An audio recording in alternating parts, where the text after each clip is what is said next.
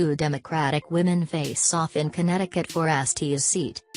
Two women face off Tuesday in a competitive Democratic primary to fill Representative Elizabeth Esty's seat in Connecticut's 5th District. Mary Glassman, a former local elected official in suburban Hartford, has the state party's endorsement.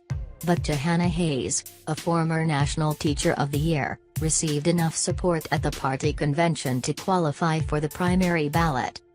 Esty announced in April that she wouldn't seek a fourth term after coming under criticism for her handling of a former chief of staff who harassed and threatened a female staffer. After narrowly winning the seat in 2012, Esty coasted in her two subsequent re-elections, though Hillary Clinton only carried the district by 4 points in 2016. Inside elections with Nathan L. Gonzalez rates the general election solid Democratic, so Tuesday's Democratic primary winner will be heavily favored in November. Three Republicans are vying for the party nod: businessman Rich DuPont, retired college professor Ruby Corby O'Neill and former Meriden Mayor Manny Santos, who has the state GOP endorsement.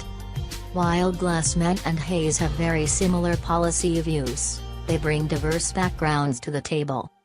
Glassman has touted her 8 terms as the first selectman of Simsbury, a suburb of Hartford, but has denied being a so-called establishment politician.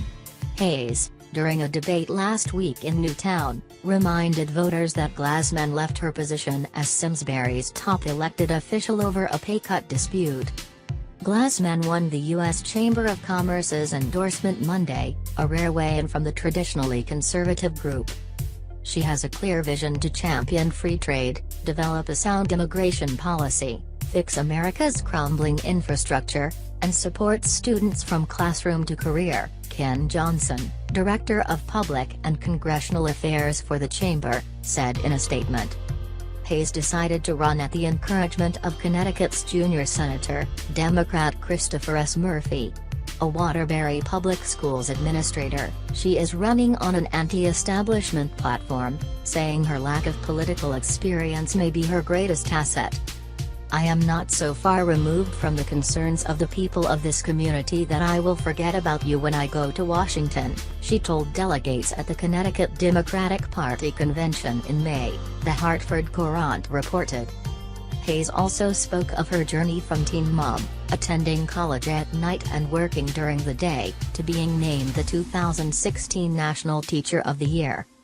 "The lesson that I learned from living in the margins is that you know what it feels like and you don't wish that on anyone," she told delegates. Glassman came after Hayes for her out-of-state campaign money in last week's debate, the Danbury News-Times reported.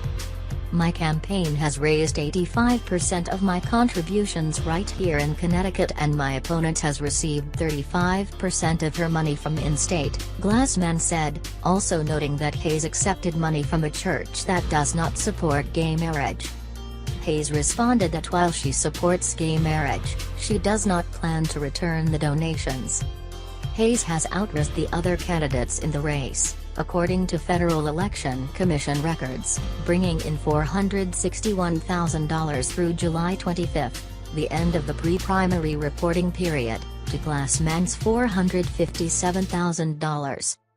"The fact that I am able to inspire people from across the country shows that people are listening," she said at last week's debate. "It was hard work, but this is what innovators do, and it is evidence of what I can do as a legislator."